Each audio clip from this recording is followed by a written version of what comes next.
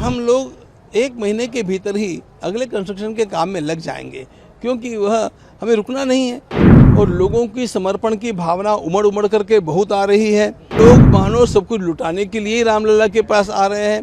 3 मंदिरों को सौंप दिया जाना चाहिए, क्योंकि ये आक्रांताओं के हमारे ऊपर किए गए आक्रमणों के सबसे बड़े निशान हैं। अयोध्या का उत्साह तो उसका वर्णनातीत ही है, ध्यान रखना, क्योंकि वहाँ लोगों की भी भीड़ बढ़ती जा रही है और लोगों की समर्पण की भावना उमड़ उमड़ करके बहुत आ रही है। लोग मानो सब कुछ लुटाने के लिए रामलला के पास आ रहे हैं, ऐसी आज की स्थिति है। लेकिन हमें संतोष इस बात का है कि अब किसी को भी वहाँ दर्शन करने के लिए किसी प्रकार का व्यवधान नहीं है।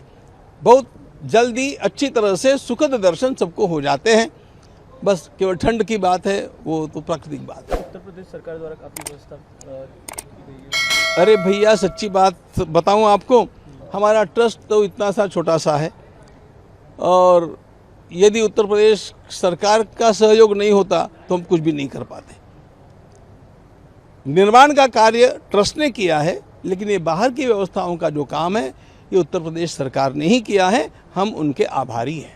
राम दरबार का काम अब कब से शुरू हो रहा है और कितना उसमें समय लगेगा, कैसा होगा? अभी हम लोग 1 महीने के भीतर ही अगले कंस्ट्रक्शन के काम में लग जाएंगे, क्योंकि वह हमें रुकना नहीं है।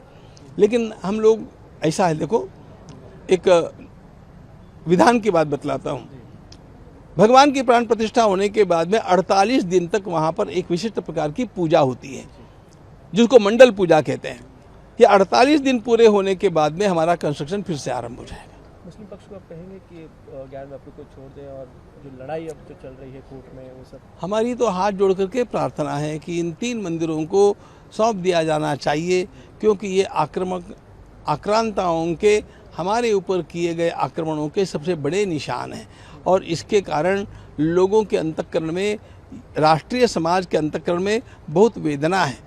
और यदि इस वेदना को ये लोग शांति के साथ दूर कर देते हैं तो भाईचारा बढ़ने में और अधिक सहयोग मिलेगा।